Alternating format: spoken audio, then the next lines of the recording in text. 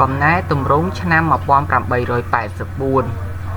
ភាពមិនអើពើរបស់មន្ត្រីរាជការស្ដេចត្រាញ់សក្តិភូមិខ្មែរចំពោះកម្មវិធីដែលបារាំងបានដាក់ចុះក្នុងឆ្នាំ 1877 បានធ្វើឲ្យអាជ្ញាធរបារាំងក្រេវក្រោធយ៉ាងខ្លាំង នៅឆ្នាំ 1884 អំណាចអាណាព្យាបាលបារាំងបានប្រឹងប្រែងទាញស្ថាប័នរដ្ឋបាលកម្ពុជាទាំងអស់ដាក់ក្រោមការគ្រប់គ្រងរបស់ខ្លួន ដូច្នេះកំណែទម្រង់ឆ្នាំ 1884 ជាការមួយដែលបារាំងចង់ប្រែក្លាយប្រទេសកម្ពុជាពីប្រទេសក្រោមអាណាព្យាបាលឲ្យទៅជាប្រទេសក្រោមអាណានិគមរបស់ខ្លួនវិញ កម្មវិធីកំណែទម្រង់ឆ្នាំ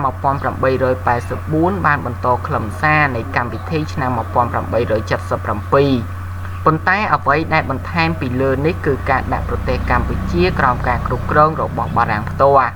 ឈលលើកិច្ចព្រមព្រៀងឆ្នាំ 1884 បារាំងបានរៀបចំថ្នាក់ដឹកនាំខេត្តដោយបារាំងផ្ទាល់គឺមាត្រា 3 ខេត្ត 58 ត្រូវបង្រួមបញ្ចូលគ្នាមកត្រឹម 8 ខេត្តឲ្យស្ថិតនៅក្រោមអំណាចរេស៊ីដង់ រេស៊ីដង់ត្រូវបានជ្រើសតាំងពីរេស៊ីដង់សេនេរ៉ាល់ ថ្នាក់ដឹកនាំបារាំងលើសហព័ន្ធឥណ្ឌូចិន តាមសេចក្តីស្នើសុំពីរេស៊ីដង់ស៊ូប៉េរីយ៉រ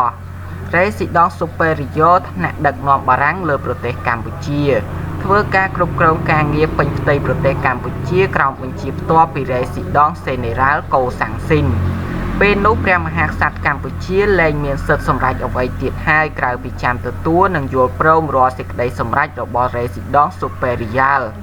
ក្នុងការបំពេញកិច្ចការងារដឹកនាំរេស៊ីដង់ស៊ូប៉េរីយ៉ាល់មានក្រុមប្រឹក្សាដែលមានតួនាទីជាអ្នកជំនួយការងារដែលក្នុងនោះមានសមាជិកចំនួន 12 នាក់គឺ